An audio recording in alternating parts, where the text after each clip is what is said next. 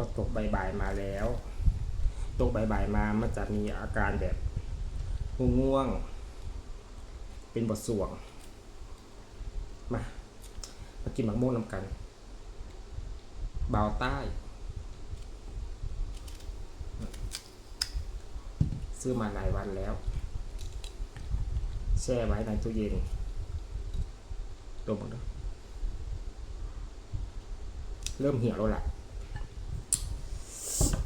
มา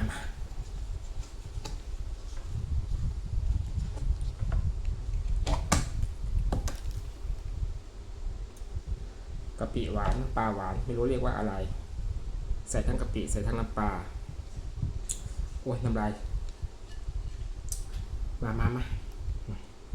มาเด้อ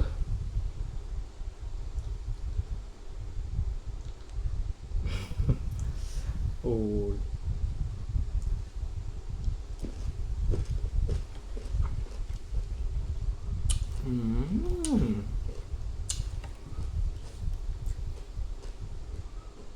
สุดยอด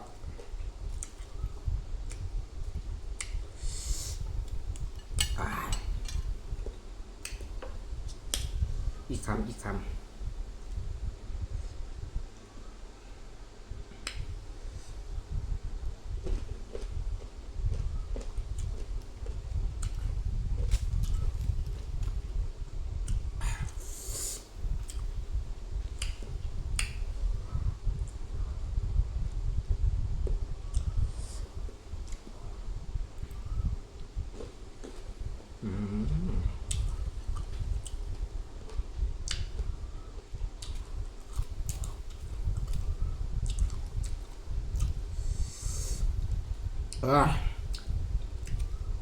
เปรี้ยว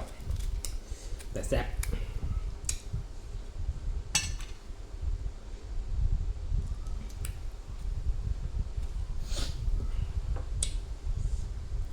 ครึ่งลูกเลย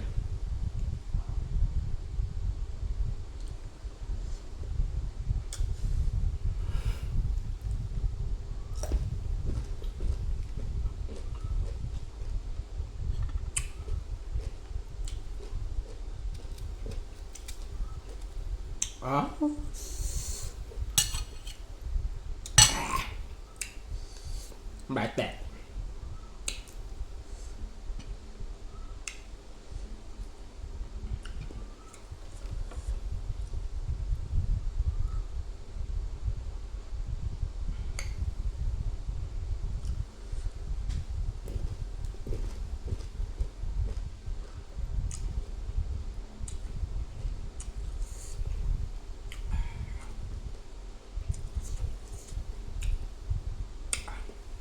โอเคครับเดี๋ยวกินต่อก่อนบ๊ายบาย